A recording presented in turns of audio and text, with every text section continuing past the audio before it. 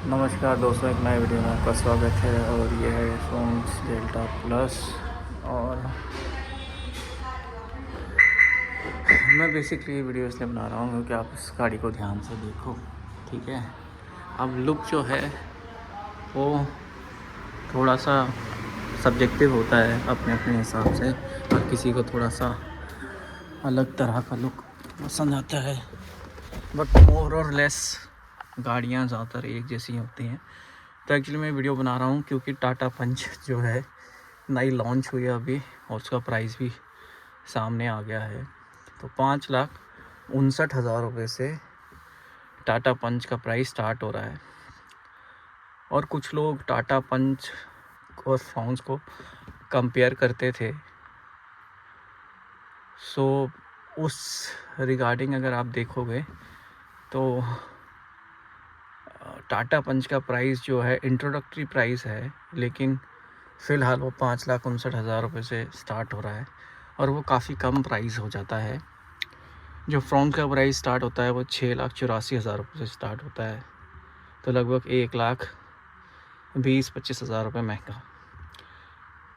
इसके कंपैरिजन अगर आप उसका सीएनजी बेस वेरिएंट भी ख़रीदेंगे तो वो भी आपको इसी प्राइस, फ्रॉन्क्स का जो पेट्रोल सिग्मा वेरिएंट आता है उसके अकॉर्डिंग उसके आसपास ही लगेगा।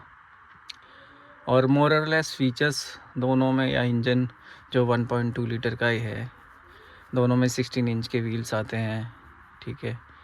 और इस तरीके की चीज़ें अगर आप कंपेयर करोगे तो फ्रॉन्क्स उसके सामने कहीं भी टिकती नहीं है। सिर्फ अब आप उसको लेने का फ्रॉन्क्स को उसके कंपैरिजन अगर आप चूज़ कर देखते हो और लेते हो तो आप सिर्फ इसी चीज़ पे ले सकते हो कि आप मारुति के मतलब आपको पता है कि मारुति ख़राब नहीं होती और टाटा की गाड़ियों में पीछे ख़राबी आती थी। बट कई हद तक मैंने अब ये सुना है कई लोगों से, जैसे मेरे जिंदून में किसी के पास टाटा सफारी है डीजल में, तो वो बोल रहे हैं कि ठीक चल रही है, कोई दिक्कत आई नहीं।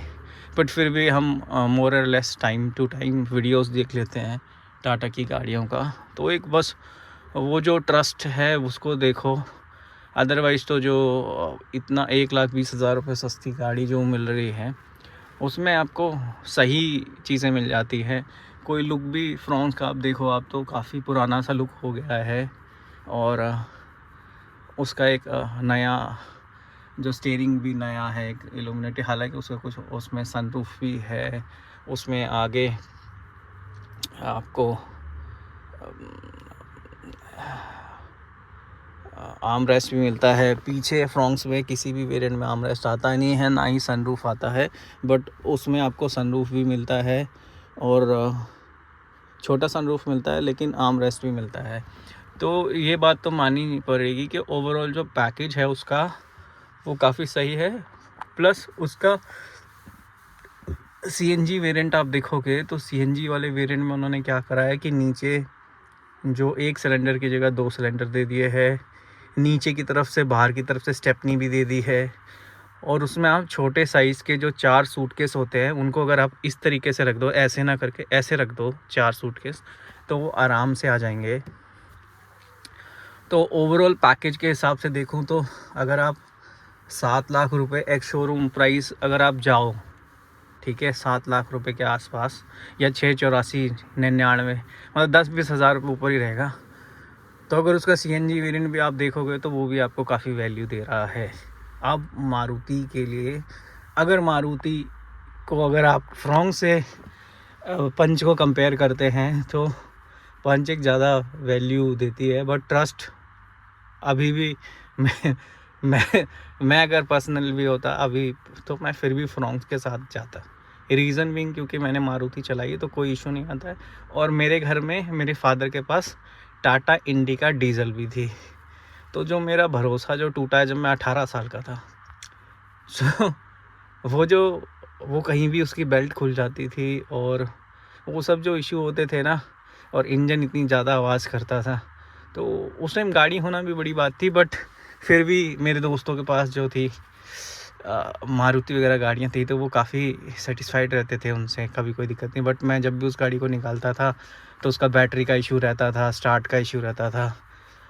तो मेरा जो एक जो भरोसा उठा हुआ है वो पता नहीं कब वापस आएगा। बट ओवरऑल अगर आप खाली पैकेज की बात करें तो वो एक CNG वाला वेरिएंट उसका आप इतने ही पैसे में उठा सकते हो जितने में कि आप यहाँ फ्रॉन्स का सिग्मा वेरिएंट उठाओगे। तो एक एडवाइस है, आप चेक करो और अगर आपको ट्रस्ट होता है तो जाओ। ट्रस्ट फैक्टर पे मैं कुछ नहीं बोलूँगा क्योंकि मेरे घर में किसी के पास भी टाटा की कोई भी नई गाड़ी नहीं है। सो एक ही बंदे के पास है टाटा सफारी डीज़ल, तो उसने तो अभी कोई कमी बताई नहीं है। बट वैसे मैंने काफ़ी सुना है तो आई डोंट नो।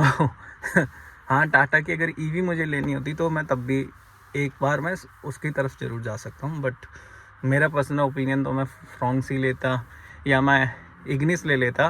बट मैं टाटा पंच नहीं जाता क्योंकि दुखी नहीं होना रोड पे, तो वो एक चीज़ है। बट अगर आपको लगता है आपके आसपास किसी ने टाटा की गाड़ी ले रखी है और वो आपको अच्छा रिव्यू देता है और आप उस गाड़ी को चलाओ, आपको भी अच्छा लगे, तो आप जा सकते हो क्योंकि वो काफ़ी कम प्राइस में आ रही है। तो आज का वीडियो इतना ही। नमस्कार। कोई सवाल होगा तो मुझसे कमेंट में आप पूछ लेना, मैं बता दूँगा। Thank you.